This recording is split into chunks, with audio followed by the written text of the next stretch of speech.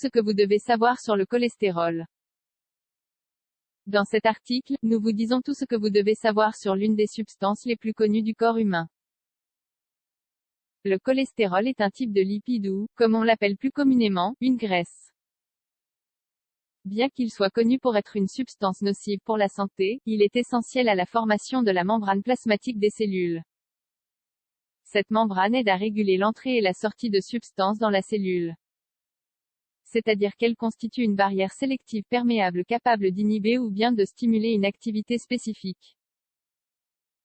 En bref, le cholestérol permet aux cellules de fonctionner.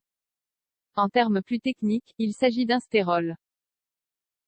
Les stérols sont des stéroïdes avec 27 à 29 atomes de carbone. Où se trouve-t-il?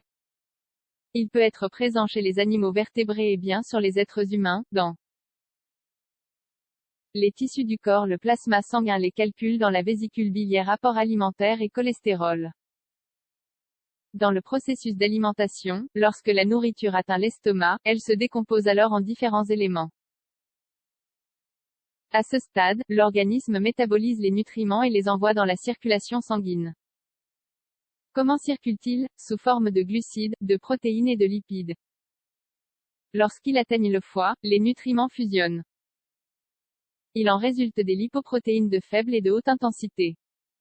Celles-ci seront responsables de la distribution du cholestérol dans les différentes régions du corps. Lorsque le taux de cholestérol dans le sang est trop élevé, cela devient un problème de santé. Cela se produit généralement en raison de la consommation inconsidérée d'aliments riches en graisses saturées, aliments frits, conserves, viande rouge, charcuterie, produits laitiers, entre autres. La grande confusion.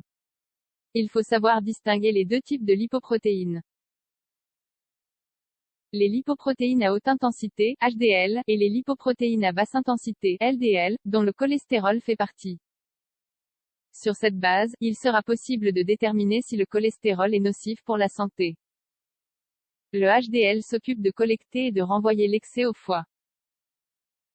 Par conséquent, ces lipoprotéines sont considérées comme bonnes pour l'organisme. Les LDL ont tendance à s'accumuler dans le corps et à causer des blocages dans les artères, entre autres problèmes. En conclusion, les deux types de cholestérol se complètent. Cependant, il est idéal d'avoir un taux de HDL plus élevé que celui du LDL. Quel est l'intérêt? C'est très simple, prendre soin ou maintenir la santé du cœur. Cholestérol élevé et régime alimentaire. Pour éviter que les taux de LDL ne dépassent les limites normales, il faut orienter le régime alimentaire vers la consommation d'acides gras monoinsaturés, de fibres végétales et de stérols.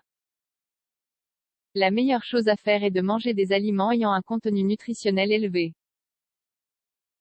Par exemple, les fruits, les céréales, le poisson, les fruits de mer, les légumes, les légumineuses. Et, bien sûr, les graisses saturées devraient être exclues du régime alimentaire. On les trouve dans les frites, les aliments transformés, bacon, saucisses et jambon, et les repas rapides. De plus, évitez également la consommation de produits laitiers. Si vous avez un taux de cholestérol élevé, il est préférable de le réguler par des habitudes de vie saines. Le taux de cholestérol est un élément à garder sous surveillance médicale régulière. Cholestérol et exercice physique. Les médecins recommandent de faire de l'exercice au moins 30 minutes par jour. Ces quelques minutes apportent de multiples bienfaits à l'organisme. Ainsi, on peut dire que l'effort en vaut toujours la peine.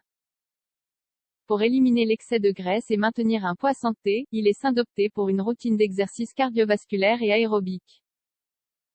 Par exemple, on recommande de monter et de descendre les escaliers autant de fois que possible et, en général, d'éviter aussi un mode de vie sédentaire. L'élaboration d'un plan d'entraînement avec l'aide d'un professionnel de la santé contribue ainsi positivement à notre santé et à notre bien-être général. Il s'agit de garder le cholestérol HDL dans votre corps et de se débarrasser du mauvais LDL. Il convient de noter qu'il est nécessaire de compléter votre routine d'exercice par un plan de repas approprié. En cas de doute, vous pouvez consulter un expert dans ce domaine, c'est-à-dire un nutritionniste.